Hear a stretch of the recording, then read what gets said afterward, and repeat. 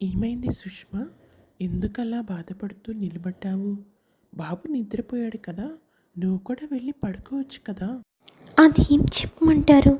బాబు పుట్టినరోజు నుంచి ఒక్కరోజు కూడా వాడు ప్రశాంతంగా ఉన్న రోజే లేదు. రోజూ ఏదో ఒక హెల్త్ ప్రాబ్లం వస్తూనే ఉంది. మీరు కూడా చూస్తున్నారు కదా, ఏం పట్టించుకోవడం లేదు. ఒకదాని వెంట ఒకటి ఆరోగ్య సమస్యలు ఎప్పుడూ బాబుని వెంటాడుతూనే ఉన్నాయి. దీనికి ఏదో ఒక పరిష్కార మార్గం చూడండి. అది నువ్వలా ఏం మనసులో పెట్టుకోకు. పిల్లలైన తర్వాత జ్వరాలు, దగ్గులు, జలుబులు రాకుండా ఉంటాయా ఏంటి? పైగా ఈ రోజుల్లో చలికాలమేదో, వానాకాలమేదో, ఎండాకాలమేదో కూడా తెలియడం లేదు. వాతావరణంలో మార్పుల వల్ల పిల్లలు ఇలాంటి ఇబ్బందుల్ని ఎదుర్కోవాల్సి వస్తుంది. దాని గురించి నువ్వేం పట్టించుకోకు. పిల్లలైన తర్వాత ఇవన్నీ మామూలే. నువ్వు వెళ్ళి ప్రశాంతంగా పడుకో. రేపు ఉదయం ఒకసారి డాక్టర్ దగ్గరికి వెళ్దాంలే. ఏంది కోళ్ళ, బాబుకి ఇంకా జ్వరం తగ్గలేదా? నేను గుడికి వెళ్ళే ముందు బాగానే ఉన్నాడు కదా, ఇంతలో జ్వరం ఎలా వచ్చింది? అయినా నువ్వు వాడికి ఎంత చెప్పినా ప్రయోజనమేమీ ఉండదు. వాడు ఇలాంటి మూఢనమ్మకాలని పట్టించుకోడు. మరి నువ్వు నేను చెప్పిన విషయం గురించి ఏం చేశావు? అడవిలో మన కులదైవం గుడి ఉంది. ఒక్కసారి ఆ గుడి దగ్గరికి వెళ్ళి దేవతని దర్శించుకొని వచ్చారంటే బాబుకి ఇంకా ఎలాంటి ఇబ్బంది ఉండదని ఎందుకో నా మనసుకి గట్టిగా అనిపిస్తుంది. ఏమని చెప్పమంటారు అత్తయ్య? ఆయన మీ మాటే వినటం లేదు. మరి నా మాట ఎలా వింటారు చెప్పండి? నాకు అదే దిగులుగా ఉంది. ఒక్కసారి వెళ్ళొస్తే ఆ అనుమానం కూడా తీరిపోతుంది కదా.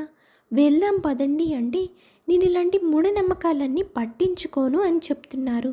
ఇప్పుడు ఏం చేయాలో అస్సలు అర్థం కావడం లేదు అత్తయ్య. బాబు ఏమో రోజు ఏదో ఒక అనారోగ్యంతో ఇబ్బంది పడుతున్నాడు. వాడిని చూస్తూ తల్లిగా నా ప్రాణం విలువిలలాడిపోతుంది. ఆయనకేమో అసలు అది చీమ కుట్టినట్టు కూడా లేదు. ఏదో ఒక ఉపాయం మీరే చెప్పండి అత్తయ్య అని కోడలు బాధపడుతుంది. సరే కోడల, వాణ్ణి ప్రతిమాలో భయపెట్టో ఏదో ఒకటి చేసి రేపు ఉదయం గుడికి వెళ్ళడానికి సిద్ధపరుస్తాను. నువ్వు ఈలోగా బాబుకి కావలసినవన్నీ సర్దుకొని నువ్వు కూడా గుడికి బయలుదేరు. నువ్వు వాడితో ఏం మాట్లాడకు, నేను వాడిని ఒప్పిస్తాను కదా. చాలా థ్యాంక్స్ అత్తయ్య. ముందు ఆ పని చేసి నా మనసులో ఉన్న భారాన్ని తగ్గించండి. ఆ తర్వాత అత్తగారు కొడుకుని అడవిలో ఉన్న గుడికి వెళ్ళడానికి ఒప్పిస్తుంది. ఆ తర్వాతి రోజే భార్యాభర్తలు ఇద్దరు బిడ్డను తీసుకొని ప్రయాణం చేస్తారు. వారికి కావలసిన వస్తువులన్నీ తీసుకొని బిడ్డని తీసుకొని బయలుదేరుతారు ఇద్దరు ఇంటి దగ్గర నుంచి. అలా వాళ్ళిద్దరూ కలిసి వెళ్తూ ఉండగా సువర్ణకి ఒక అనుమానం వస్తుంది. ఏమండి, మనం ఎంత దూరం నడిచినా సరే ఇంతవరకు మనం గమ్యాన్ని చేరుకోలేదు. మనం ఏమైనా దారి తప్పామంటారా? ఒక్కసారి చూడండి.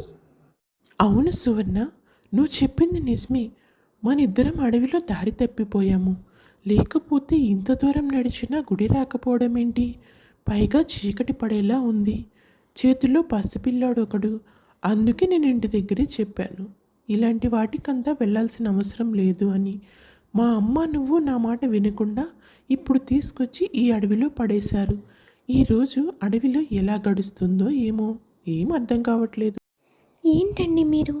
అసలే నేను భయపడుతుంటే మీరు నన్ను ఇంకా భయపెడుతున్నారు. ఏం కాదులే, అన్నిటికీ ఆ దేవుడే ఉంటాడు. సైలెంట్గా పదండి. సరేలే, నువ్వేం భయపడకు, నేనున్నాను కదా, ఏం కాదు. ఈ రాత్రికి ఈ చెట్టు దగ్గరే కదలకుండా కూర్చొని రేపు పొద్దున్నే ఇక్కడి నుంచి ఇంటికి తిరిగి వెళ్ళిపోదాం. ఇలా వాళ్ళు ఆ చెట్టు కిందే కూర్చొని ఉంటారు. ఇంతలో అక్కడికి ఒక దొంగ వస్తాడు. మర్యాదగా మీ దగ్గరున్న డబ్బు నగలు అన్నీ నాకు ఇచ్చేసేయండి, లేకపోతే నిర్దాక్షిణ్యంగా మీ ప్రాణాలు తీసేస్తాను. పసిపిల్లాడని కూడా చూడను, మీ బిడ్డను కూడా చంపేస్తాను అని దొంగ బెదిరిస్తూ ఉంటాడు. ఏం మాట్లాడుతున్నావు నువ్వు? మా దగ్గర డబ్బు నగలు అలాంటివేం లేవు. మేము అడవిలో ఉన్న గుడిని చూడ్డానికి వచ్చాము. మేమెలా డబ్బు నగలు తీసుకుని వస్తాము?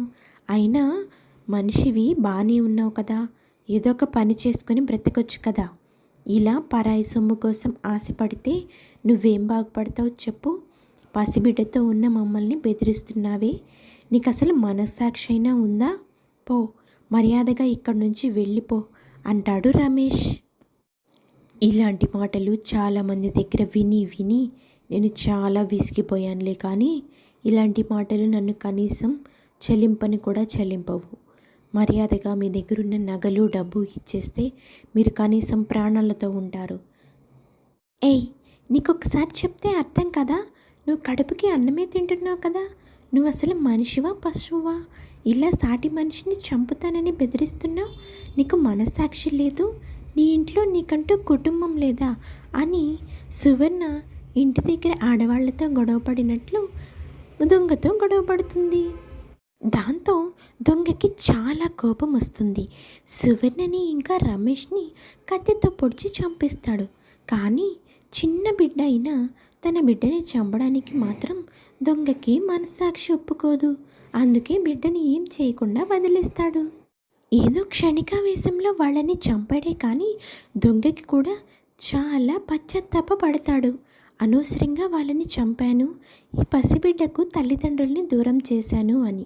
తాను చేసిన తప్పుకి పరిష్కారంగా తనే ఆ బిడ్డని పెంచుకోవాలని నిర్ణయించుకొని ఆ బిడ్డని తీసుకొని అక్కడి నుంచి పక్కనే ఉన్న గ్రామానికి వెళతాడు. ఆ రోజు నుంచి దొంగతనాలవన్నీ మానేసి బిడ్డను చూసుకుంటూ తను చేసిన తప్పుని పరిష్కరించుకుంటూ ఉంటాడు దొంగ. ఇంకో పక్క తల్లి చనిపోయినప్పటికీ బిడ్డ కోసం తన ఆత్మ అక్కడక్కడే తిరుగుతూ ఉంటుంది. బిడ్డ కోసం చనిపోయిన ప్రదేశంలోని దెయ్యమై అక్కడే బిడ్డ కోసం ఎదురు చూస్తూ ఉంటుంది. ఆగండి, మర్యాదగా మీ చేతిలో ఉన్న బిడ్డను నాకు ఇచ్చేసి నోరు మూసుకొని మీ ఇంటికి మీరు వెళ్ళిపోండి. నా బిడ్డ ఇదే ప్రదేశంలో నాకు దూరమయ్యాడు కాబట్టి ఈ ప్రదేశంలో ఏ బిడ్డ దొరికితే ఆ బిడ్డ నా బిడ్డే, ఇవ్వండి అని తనకి జరిగిందంతా చెప్తుంది. మా బిడ్డని మేమెందుకు నీకు ఇవ్వాలి? అలా ఏం కుదరదు. నువ్వు మర్యాదగా అడ్డు తప్పుకోకపోతే నేనేం చేస్తానో నాకే తెలియదు. కావాలంటే నా ప్రాణాలైనా తీసుకో, నా బిడ్డని మాత్రం నీకు అస్సలు ఇవ్వను. ప్లీజ్ అండి, నా బిడ్డని నాకు ఇచ్చేసేయండి. ఎన్నో మొక్కలు మొక్కితే పుట్టాడు నా బిడ్డ. ఆ బిడ్డ కోసం నేను ఈ అడవిలో ఉన్న గుడిలో దర్శనం చేసుకోవడానికి వచ్చాను. అంతేకాని నాకు ఇంకేం పాపం తెలియదండి. మర్యాదగా నా బిడ్డని నాకు ఇచ్చేసేయండి, మీకు దండం పెడతాను. మీ బిడ్డని మీకు ఇవ్వాలంటే మీరు ఒక పని చేయాలి. నా బిడ్డ ఎక్కడున్నాడో వెతికి నా బిడ్డని ఇక్కడికి తీసుకొని రావాలి. నేను ఈ ప్రదేశం నుంచి పక్కకి రాలేను, వస్తే నా శక్తులన్నీ పోతాయి. అందుకే అప్పటి నుంచి నేను ఇక్కడే ఎదురు చూస్తున్నాను. నా బిడ్డను నాకు తెచ్చిస్తే మీ బిడ్డను మీకు ఇవ్వడానికి నాకు ఎలాంటి అభ్యంతరం లేదు. అది సరే, మీ బిడ్డని మీకు తెచ్చిస్తాను, కానీ తెచ్చిచ్చిన తర్వాత నా బిడ్డని సురక్షితంగా నా చేతిలో అప్పచెప్పాలి అని దెయ్యం దగ్గర మాట తీసుకుంటుంది. సరే, మేము వెళ్ళి వచ్చే వరకు నువ్వు నా బిడ్డని జాగ్రత్తగా చూసుకుంటూ ఉండు. మేమిద్దరం కలిసి వెళ్ళి నీ బిడ్డ ఎక్కడున్నా తీసుకొని వస్తాం. అలా వెతుక్కుంటూ దొంగ ఇంటికి వెళ్తారు. నేనే, చెప్పండి, ఎందుకోసం వచ్చారు? ఎవరి కోసం వచ్చారు మీరు? వాళ్ళు జరిగిన విషయాన్ని దొంగకి వివరిస్తారు. తన బిడ్డ కోసం తను అక్కడే ఉందని, ఇప్పుడు బిడ్డని తీసుకుని వెళ్ళకపోతే నా బిడ్డని చంపేస్తుందని మొత్తం వివరంగా చెప్పి మీరు కూడా రండి, బిడ్డను తీసుకుని వెళ్ళి ఆ తల్లికి అప్పచెప్తామని అడుగుతారు. వామ్మో, నేను ఎక్కడికి వస్తే ఇంకేమైనా ఉందా? నన్ను చూస్తే వెంటనే చంపేసేయదు. నేనంత సాహసం చేయలేను, కానీ బిడ్డనైతే మీతో పాటు ఇచ్చి పంపిస్తాను, తీసుకొని వెళ్ళండి. సరే, త్వరగా తన బిడ్డనివ్వండి. అక్కడ నా బిడ్డకు పాల కోసం చాలా ఏడుస్తూ ఉంటాడు. ఆ దెయ్యం నా బిడ్డని ఏం చేస్తుందో ఏమో. ఇదిగో, ఇతనే నీ బిడ్డ, ఒకసారి సరిగ్గా చూసుకో. నీ బిడ్డ అచ్చం నీలాగే ఉన్నాడు, ఒక్కసారి చూసుకో. నా బిడ్డ, నా బిడ్డ. నాన్న, భయపడకు నాన్న, నేను నీ అమ్మను. ఇలాంటి స్థితిలో నిన్ను కలుసుకోవాల్సి వస్తుందని నేను అస్సలు అనుకోలేదని దెయ్యం చాలా దుఃఖంతో బాధపడుతుంది. బిడ్డ దెయ్యాన్ని చూసి భయపడుతూ ఉంటాడు. ఇంతలో కమల ఇలా అంటుంది, మీరేమనుకోకపోతే నా బిడ్డతో పాటు మీ బిడ్డని కూడా నేనే పెంచుకుంటాను. ఎందుకంటే మీరిప్పుడు పెంచుకునే స్థితిలో లేరు. ఆ బిడ్డకి తల్లి ప్రేమ చాలా అవసరం. ఒక తల్లిగా చెప్తున్నాను, మీ బిడ్డని కూడా నా బిడ్డతో పాటు ఏ లోటు లేకుండా నేను పెంచుకుంటాను. మీకు ఇష్టమైతే నేను నీ బిడ్డను తీసుకుని నీకు అన్యాయం చేసినా సరే, నువ్వు నా బిడ్డ కోసం ఆలోచిస్తున్నావు. ఇప్పుడు నా మనసు ప్రశాంతంగా ఉంది. నా బిడ్డని కూడా నీకే ఇస్తున్నాను, జాగ్రత్తగా పెంచు అని దెయ్యం అక్కడి నుంచి వెళ్ళిపోతుంది. ఇది ఇవాల్టి కథ.